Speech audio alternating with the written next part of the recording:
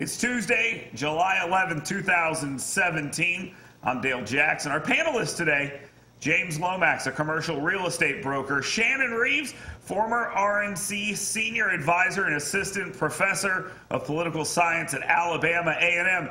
It's the first ever Yellowhammer TV Live with Dale Jackson.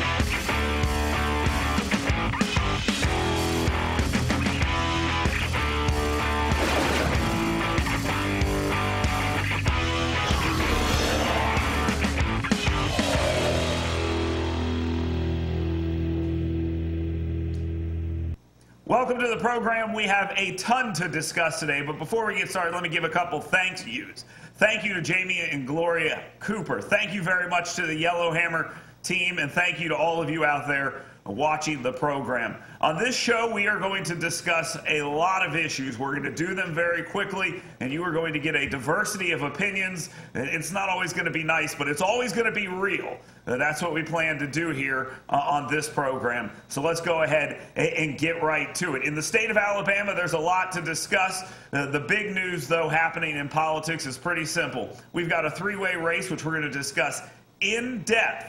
But right now, let's discuss part of that, and that is the attack ad from the current Senator Luther Strange against the guy that most of us would probably believe is probably in third place right now, but climbing, and that would be Congressman Mo Brooks. So let's go ahead and go to our panelists here, James Lomax and Shannon Reeves, and let's talk to you guys about this. James, you're first. Tell me a little bit about what you thought when you first saw this attack ad that Luther Strange put out. It went into mailboxes all over Alabama, North Alabama, South Alabama, Central Alabama, and it said, hey, I was all about Donald Trump from the very beginning. Congressman Mo Brooks, not so much. Does that work?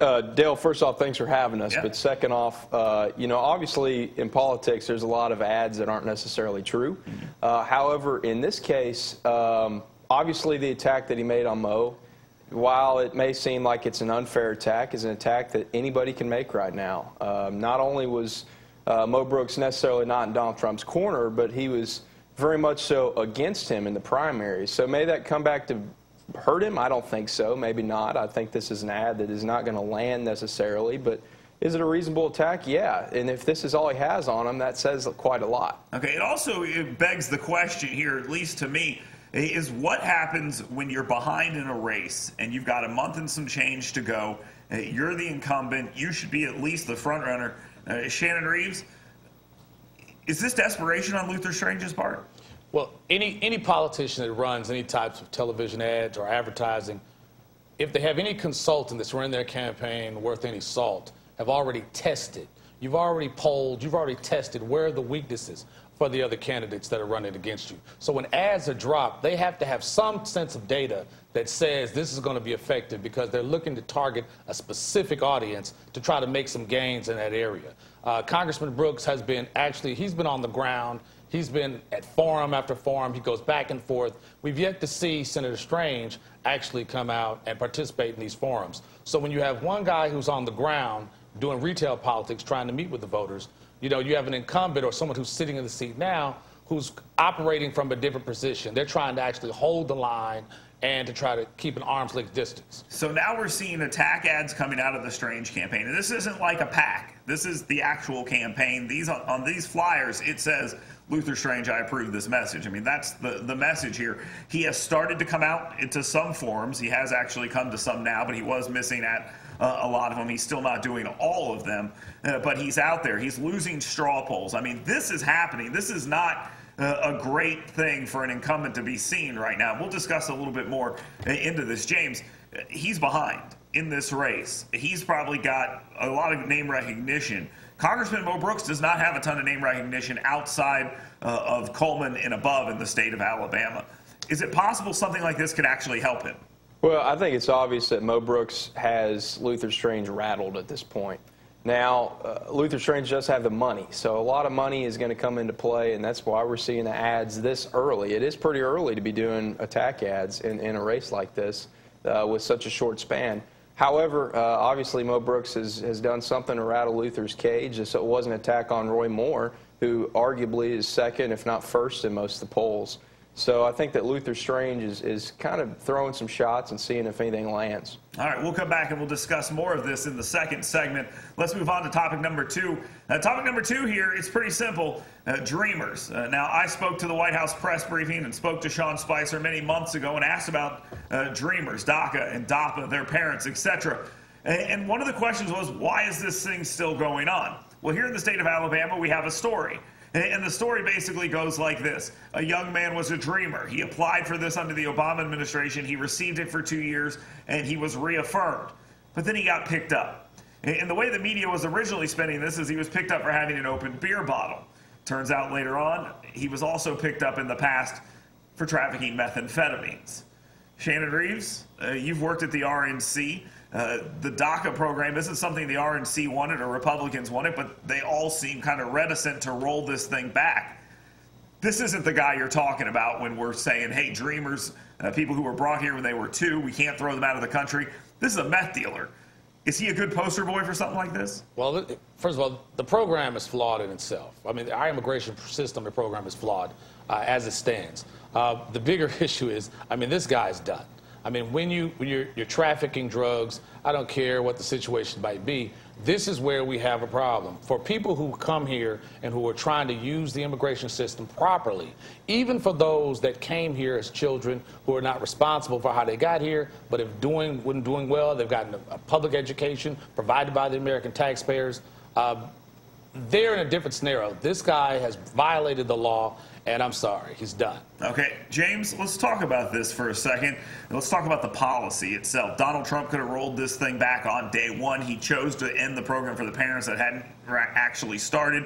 His mother's here illegally, oddly enough. But this individual, who they caught outside of Albertville, who also has the meth issue, is he indicative of a bigger problem, and why haven't Republicans pulled this thing back? Yeah, I mean, this Dreamer program turned into a nightmare program, obviously. We've got people out there that you just don't know enough about, to be honest, to be putting them out in this type of program. I think that the political left is going to try to use this as almost a martyr in a lot of ways, is to point out the flaws, and they're already doing that in a lot of ways. Until he turns out to be a meth dealer. Well, absolutely. Right. But what they're looking for is they're looking for someone that they can put their faith into, that they can, a cause that they can rally behind. And I think that's a lack of messaging on the left. Although Donald Trump could take a little bit more action on this issue. Right, he could do it on day 1. That much is very simple. Moving on to our third topic here, Trump Jr. You know, we hear a lot about Donald Trump and Russia, and we'll talk about that here in just a quick second. But apparently Donald Trump took a meeting, and the genesis of that meeting was a Russian lawyer was going to give some information about Hillary Clinton's campaign, which oddly enough, the information was that Hillary Clinton was working with the Russian government. So there seems to be some questions there. Shannon, you've worked on campaigns for a long time. You take that meeting, right? I mean as bad as it looks politically now, you take that meeting if they call you, right?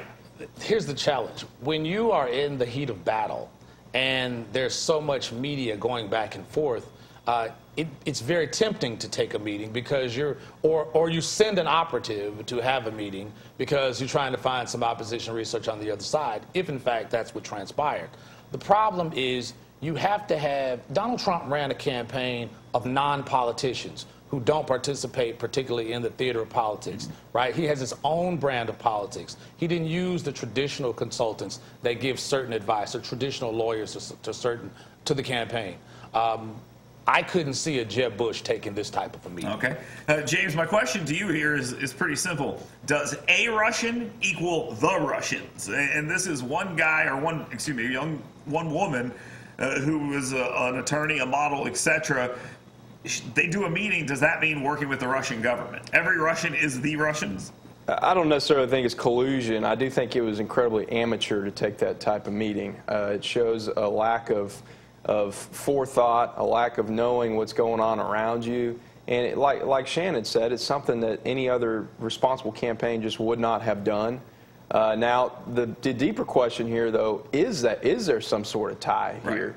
And technically claim that they didn't know anything about who they were meeting with. All right, let's move on to the next one, because this is about Trump's Russia issue that has been going on for a long time. Back to you, James. You wanted to discuss this. Is this the evidence of collusion? Mark Warner, Senator, said this is clear evidence of something. And to me, that just seems like more of, we got something. We don't know what it is, but we got something. Is this clear evidence of something or more nothingness? It is something. It's amateur, like we said, but I don't necessarily think it is a whole collusion or it is the big mama that breaks the back, but it is a problem, and the more things that come out like this, it's going to be a larger problem, and I think the country's ready to come to a conclusion. Shannon, I guess the question here is more of the same. It slows everything down. It gums up the works. How do you get past this? It is absolutely horrible. It's death by 1,000 cuts. I said, you know, a month ago or so, when they appointed the special prosecutor, hey, this would be a good thing, get it out of the way, put it all on the table, move on. And I changed my mind now, you know, because this is going to drag on. The Democrat strategy will be to drag, drip, drop every accusation for the next 2 to 3 years to tie up the administration from doing anything and moving an agenda. All right, lastly, let's talk about gumming up the works and dragging things out, death by 1,000 cuts. How about this healthcare morass? Yes, we are just bogged down in a healthcare conversation. It seems like every day we get another Republican senator saying, I'm not doing that. No, I don't want any part of this. And now we have plans by Ted Cruz and others that have to get rescored. Shannon, healthcare was supposed to be done on day one. It wasn't. And now it looks like it's never going to happen. Are they ever going to get anything done, or is Obamacare here to stay? I don't think Obamacare is here to stay. I don't think. The thing is not about are they going to get it done. Eventually something will get done. But they're trying to move the agenda so they can get on to other policy. Healthcare is holding up the entire train right now. So they're trying to get something done before, for example, the August recess. I don't believe they're going to get it done by then, because even after the Senate still have to deal with the House. It's going to be problematic unless you're going to have another Louisiana purchase. James, lack of leadership here. Donald Trump's not out there pushing this. He's fighting about Russia. Mitch McConnell's trying to run Luther Strange's campaign. I mean, where is the leadership in the Senate on this? No, I think it's incredibly embarrassing for the whole GOP, not just Donald Trump. However, it does fall back on Donald Trump, because Donald Trump didn't have a plan. He came in and said that we're going to repeal and we're going to replace Obamacare, but he personally didn't have a plan. He just was hoping that the GOP had a plan. And that's just an embarrassment, mainly on the leadership, but also on the whole GOP. Yeah, I completely agree. When we return, we're going to get into a conversation about the Alabama Senate race. Three-way dance. Who's leading? Who's falling? Stay tuned. More coming up. Yellowhammer TV Live with Dale Jackson.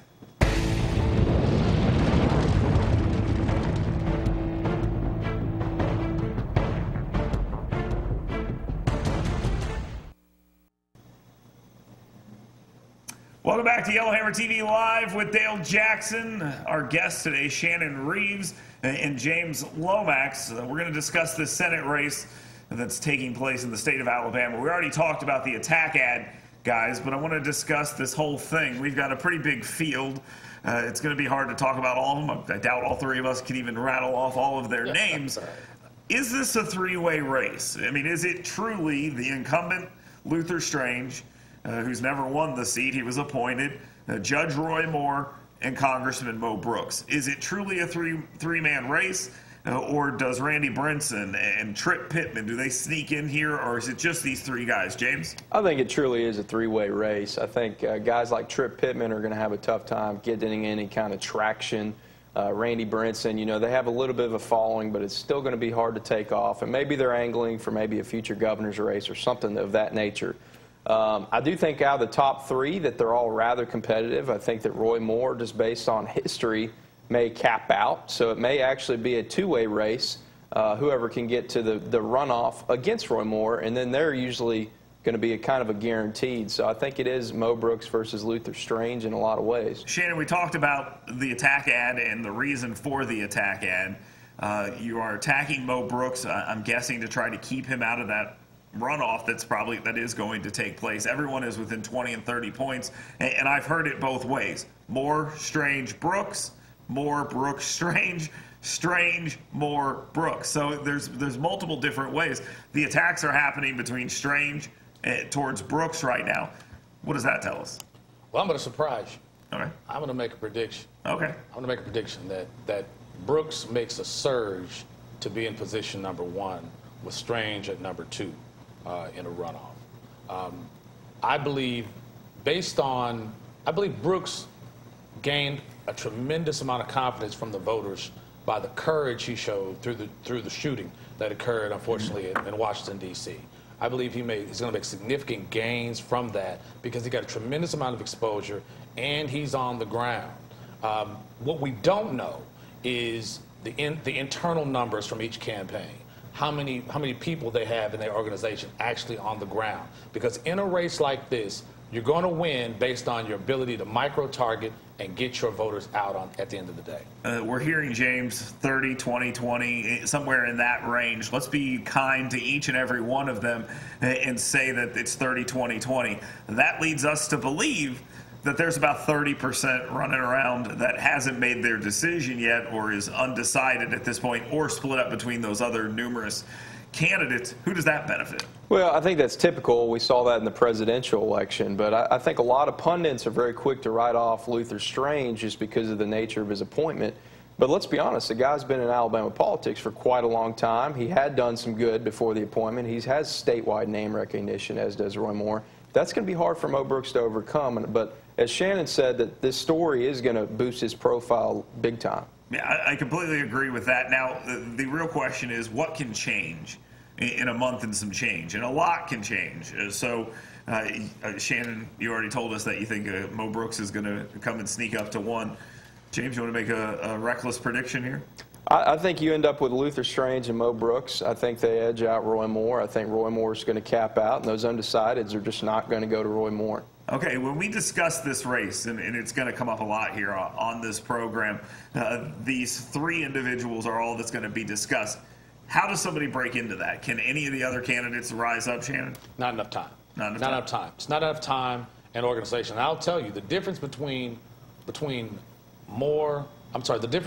Strange and Brooks will be organization, the ability to directly communicate. It's not really about the ads.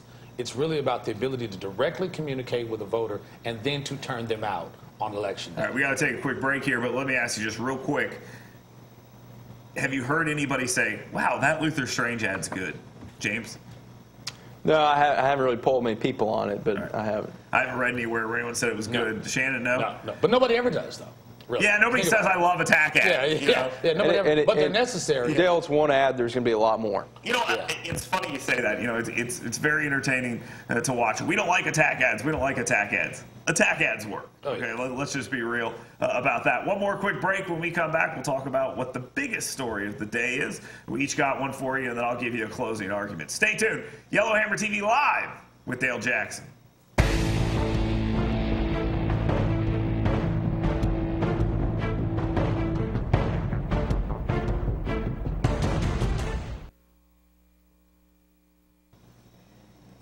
Welcome back to Yellowhammer TV Live with Dale Jackson. As we wrap up the show, we'll talk to our panelists. We'll ask them what the biggest story of the day is. I'll start first. Let me help you out here. The biggest story of the day here is the God Is Not Dead producers, this was a Christian movie, have come up with $25,000 to give to the state of Arkansas to replace a monument that vandals destroyed. That monument, a Ten Commandments monument, and anytime we see somebody get upset about something and start breaking things, I got a real problem with that. Shannon, we've seen this on college campuses. You're on a college campus. This isn't a college campus, but we've seen people getting mad and breaking things. It's nice to see somebody say, I'm going to come in with $25,000 and try to fix this. Yeah, senseless behavior happens all the time in our society, so it's good to have people that'll step up. James, you're a millennial. I want to blame you guys for all of this. Is it y'all's fault? I don't know. I think people can be reckless, and they've been doing it for generations, so it's nothing new. All right, Shannon, you're up first here. Tell us what's important to you today. What's important to me today is one of the dangerous things that's happened in American politics. If you're going to get into American politics, have some experience. The problem that we're having now is too many people don't pay attention in civics class. This is me going to my professor role now. Don't pay attention in civics class and then decide to actually run for public office. Get some experience at the local and state level before you decide to run for national office or larger offices. We're seeing the President of the United States having a tremendous trouble right now because You got to have that experience because people's lives are actually involved in the decisions you make. Governing is hard, right, James? I mean, I guess that's the real story. It sounds like it. I wonder if he was talking about anybody in particular other than Donald Trump. But, you know, a lot of people say that they don't want a politician in their politics. But the moment you start running, you are a politician, so you better be ready. James Lomax ran for city council one time. I seem to remember when he was, what, 19 years old? 18. 18 years old. All right, James, what's important to you today? Well, listen, North Korea is celebrating a recent missile launch, so I think we all need to take a look at that. You know, I'm curious in watching this what this is going to have to do with geopolitics. You know, when does China step in and say, all right, North Korea, that's enough? You know, if you get anywhere near us, you're done. And I don't even think they should be permitted to do these missile launches and tests. And I think that some of the other countries in the world need to step up with the United States and say, hey, this is not right. Shannon, are Americans ready to go to war with North Korea? Americans won't have a choice. There will be a military response. All right, there we go. Thank you very much. Let's get to the closing argument, and let me tell you a little bit about this. Listen, Big Luther is running big ads because Big Luther is in big trouble. And let me just explain something to you here. At the end of the day, there is a message here for everyone to understand. Donald Trump did not win a majority in the state of Alabama. Just remember that. He got about 43% in the state of Alabama. So when we discuss whether or not it's smart to run this ad, know that a majority of people, Republican voters in the state of Alabama, did not vote for Donald Trump. And so to attack the sitting congressman from the 5th Congressional District on those grounds is also sort of saying to other people that voted for Ted Cruz and Marco Rubio and Jeb Bush or whoever else, and it says to them, hey, you were wrong too. So good luck with that one. Big Luther's in big trouble. Thank you very much for watching the first ever Yellowhammer TV Live with Dale Jackson. Thank you very much to Shannon Reeves and James Lomax for being here. We'll see you tomorrow.